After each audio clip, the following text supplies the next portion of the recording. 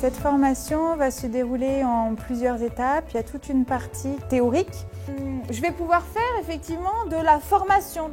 On va essayer d'apprendre parfois un certain nombre de gestes, un certain nombre de choses au travers de la simulation. Et puis tout ça dans un univers sécurisé.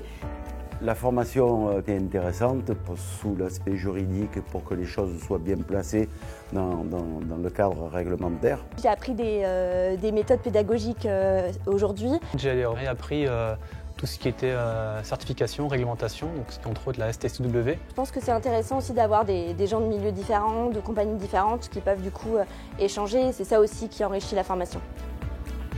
On va regarder comment à travers un exercice et des exemples, on va concevoir un planning de formation. Le but va être effectivement de bien construire sa séance et de commencer par un bon briefing, de suivre ensuite l'ensemble des cabines et l'ensemble des stagiaires, puis de pratiquer dans un deuxième temps l'évaluation.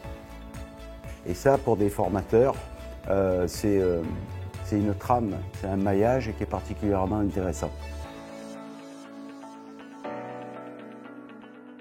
Cette formation est dense, Humaine, professionnelle, très bien renseignée, maritime. et elle est pratique.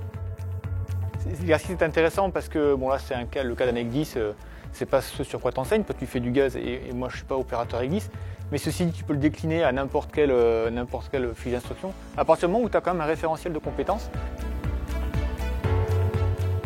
Cette formation a vocation à être transposable sur d'autres types de simulateurs. Il y a vraiment des choses à retenir pour apporter à tous nos étudiants une meilleure formation, une formation qui soit plus homogène et du coup moins dépendante du formateur. Et je pense que oui, ce serait essentiel que tous les formateurs la passent. Ce que je vais retenir de cette formation, c'est de changer notre approche justement au niveau du briefing, du débriefing et du déroulement, ainsi que des critères d'évaluation. Donc dans tous les cas de figure, il y a un plus.